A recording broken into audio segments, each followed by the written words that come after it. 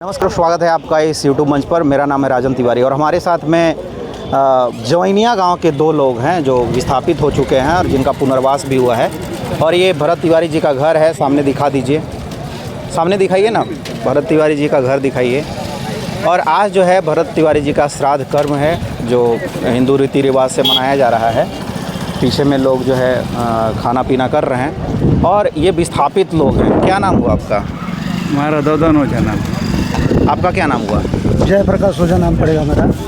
तो ददन जी, एक चीज़ बताइए, कितना घर जो है जवैनिया का वो डूब गया? पूरा गांव डूब गया है।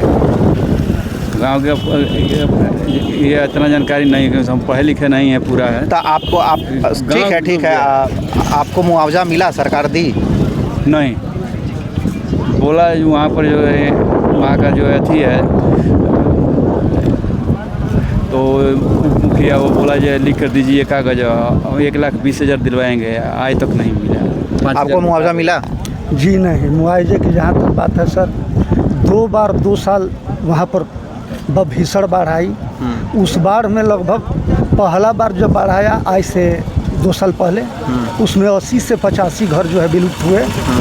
पिछले साल जो बाढ़ आया 2025 में, उसमें 120 घर विलुप्त हुए। परंतु सरकार ने सब कुछ देखा। वहाँ के जो स्थानीय कुछ विधायक थे, जैसे राहुल तिवारी हुए, इसके बाद पक्ष में ये अभी राकेश ओझा हुए, कुछ ये लोग अपना अपना अंशदान जाके किए, समाज सेवा किए। परंतु जो अभी हमारी ये सरकार की नीति रही है, वहाँ पर घोषणा हुआ, बाढ़ आया, सबका घर दह गया, माल में सिमर गई। मरने के बावजूद सरकार ने सब लोगों को बोला, 200 घरों को, कि चलो मैं बेलौटी गांव में तुम लोगों को 3 एकड़ ज़मीन में मैं बेलौटी शहर बसा दूंगा जवैनिया गांव को। और यहाँ पर ले आके उन लोग को अधजल गगरी छलकत राजा वाला बात हो गई, ले आके उन लोग को छोड़ दिया गड्ढा में। आज ऐसा हुआ कि आने के बावजूद न उन लोग को पीने की पानी, न रहने का व्यवस्था। उसमें बेलौटी के बाहर में रहने वाले श्री भरत तिवारी जी, इन्हें क्रांतिकारी कहा जाएगा, जो अपने घर से आटा ले जाकर, चावल ले जाकर, गेहूँ ले जाकर उन गरीबों को मदद करते। अपने घर से ले जाते थे? जी सर जी, आज तक किसी जाति पात को नहीं देखा।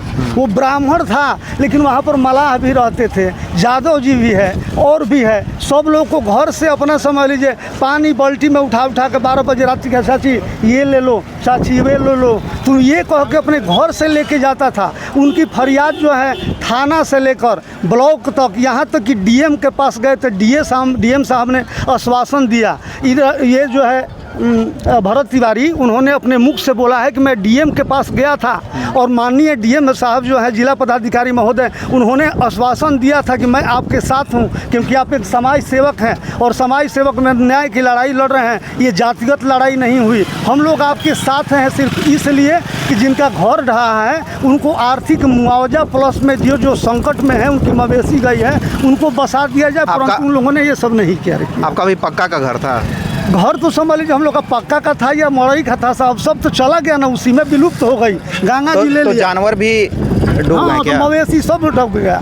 परंतु ये सरकार का जो वोट मांगने के लिए आती है और राम सलाम करती है कि हमारे साथ रहो, पार्टियों से भी कि हमारे साथ रहो, वोट तो मैं तुम्हें ये दूंगा, वो लोग कहाँ गया? आज जो 80 हज़ार रुपया बोला था कि 1,80,000 रुपये मैं दूंगा, वो नहीं दिया। इसीलिए मैं जानता हूँ कि एक क्रांतिकारी है ये, जो लड़ाई कर रहा था वो जातिगत लड़ाई नहीं थी, भ्रष्टाचार और करप्शन के खिलाफ। जैसे ब्लॉक में आज कोई गरीब जा रहा है तो उसको सुनने के लिए लोग कह रहे कि 100 रुपये हमको आवासीय बनाने के लिए दो, समझे ना, और बनाने के लिए दो। आज किसी भी गरीब को 2 पक्ष में लड़ाई हो रही है तो कोई भी प्रशासनिक जो पुलिस है, प्रभारी जो है, आरक्षी जो है, उसका ये केस नहीं लेता। जानते हैं कि इसलिए नहीं लेता कि दोनों आदमी को लड़ाने में आएगा और जब लड़ जाएगा तो 10,000 उससे मांग लूँगा, 15,000 उससे मांगूंगा। अरे भैया, तुम्हारा काम है कोर्ट में ले जाने का।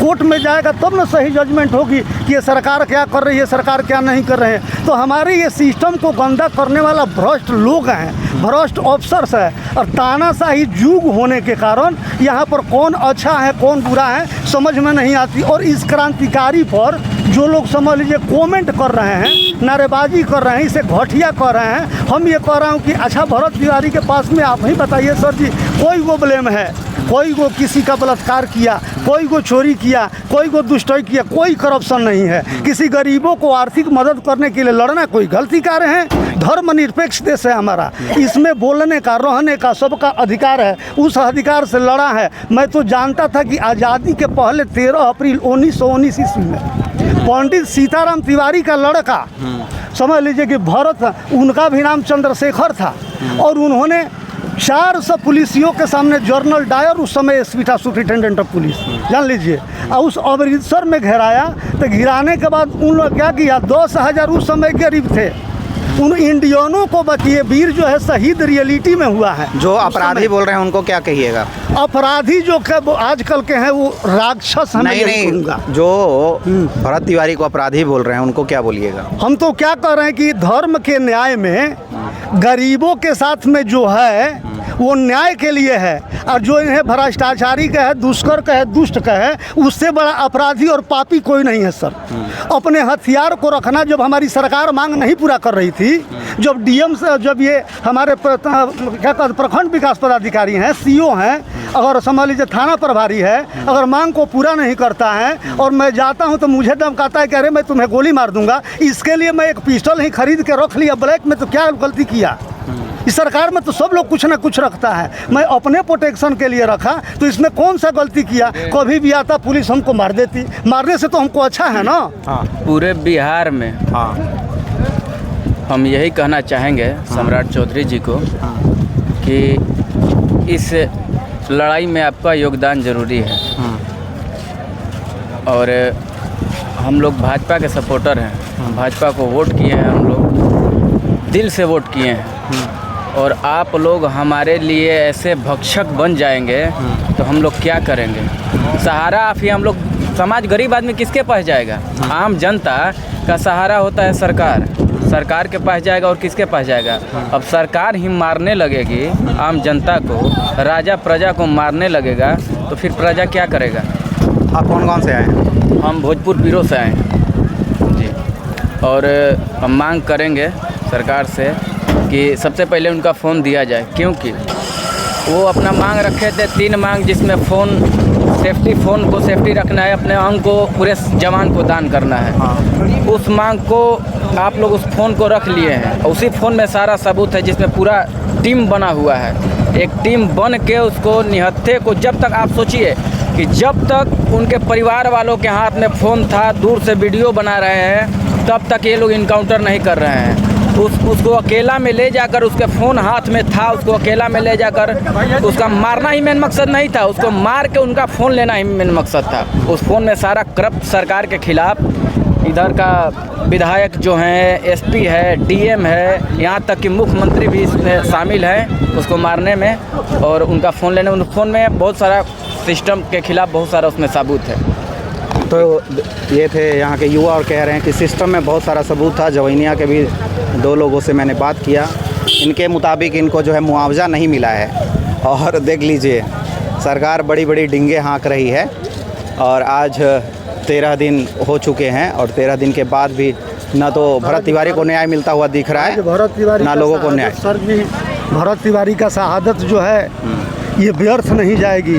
ये आवाम आप देख रहे हैं, एक सत्य की लड़ाई लड़ रहा है। प्रजातंत्र में सरकार को क्या, किसी तानाशाह को भी झुकना पड़ता है। आज सरकार ज़रूर झुकेगी, क्योंकि अपने से मैं एक वीडियो देखा कि सीएम साहब कह रहे हैं कि कुछ पुलिसियों को एक अपराधी जो है धमका रहा है। तो मैं ये कहना चाहता हूं कि सीएम साहब, आपने उसके कैरेक्टर को जांचना चाहिए था। जोगी बनने का कोशिश मत कीजिए। उत्तर प्रदेश का जोगी जो भी बना है वो अपराधी को मरवाया है, जिसकी छवि जो है करप्ट रही हो, गंदा रहा हो, भ्रष्टाचार रहा हो, उसमें संलिप्त हो, उसको ये मरवाया है। जीता जागता आज उदाहरण है एक भरत तिवारी बेलावटी का, जो पूरा हिंदुस्तान में आज पॉपुलरिटी हो गया। क्यों? इसलिए हो गया कि सत्य की लड़ाई लड़ रहा था, गरीबों के साथ था, न्याय के साथ था। महाभारत भी समझ लीजिए कि असत्य के साथ में बहुत सारी सेनाएं थी, असत्य के साथ में 5 ही थे पांडव, परंतु जीत इनका हुआ। असत्य कितनी भी लंबी होगी सर जी, सत्य जरूर जीतेगा। अगर हम लोग का 200 घर गिरा हुआ है, और ये नहीं भी सरकार दे रही है तो कोई ना कोई हम लोग का मुआवजा दे देगा, क्योंकि हम लोग मजदूरी में इस तरीके के अपना तो गुजर बसर कर रहे हैं। लेकिन एक वीर की शहादत को हम लोग व्यर्थ नहीं जाने देंगे, उसका स्मारक बननी चाहिए। उसका कुछ मांग था कि भ्रष्ट करप्ट हमारी ये ब्लॉक हो गया है, हमारी ये समाज हो गई है, हमारी पुलिसिया जो है सामान्य को सुनती नहीं है, ये सबको सुनाना होगा। इसी के लिए ये आवाम है। ये क्रांति अभी व्यर्थ नहीं जाएगी, ये ना तो ये क्रांति अभी व्यर्थ नहीं जाएगी। नहीं जाएगी। बहुत बहुत धन्यवाद।